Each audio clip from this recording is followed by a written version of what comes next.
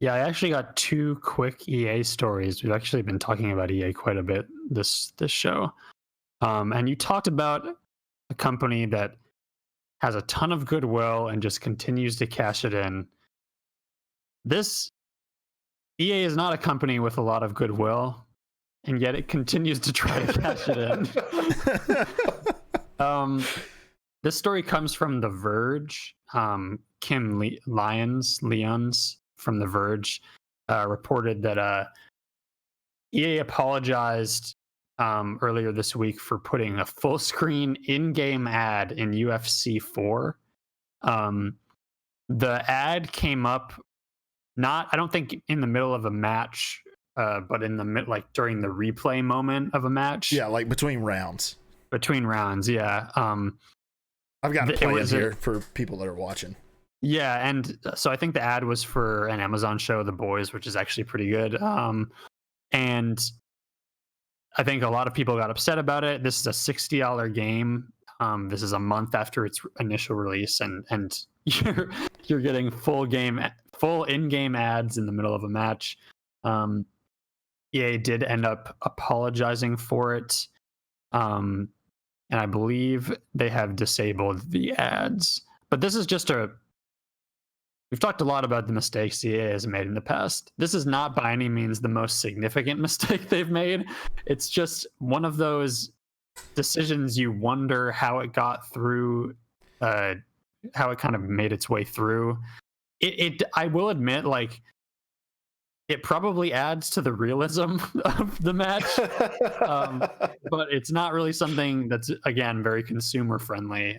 This also isn't the first time they've done it. No, they've done it before in UFC. They've done it in UFC. They've done it in Madden. Madden used to have Snickers ads when you call timeouts because it was like the Snickers break or whatever.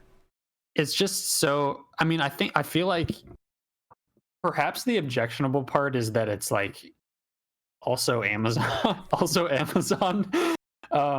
which itself is a massive corporation and not exactly something that like has a lot of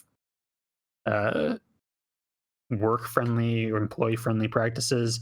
It's just a very transparent, like buddy kind of corporate move. And so I don't really have much to say on this other than it's kind of ridiculous. I do think that this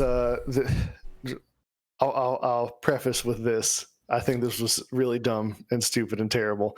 But I do think that this article really highlights the divide between how publishers and gamers view the cost of games. Yeah. Because the article highlights this is a $60 game.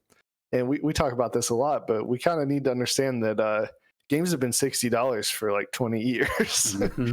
and this was a company trying to find a way to continue to get value out of that game. And it wasn't a good move. Well, if I'm not mistaken, we already bought them out of loot boxes. So what else are they going to do? But I was going to say, like, I think UFC has microtransactions in it. Yeah. Oh, okay. Well, so never mind. Classic EA.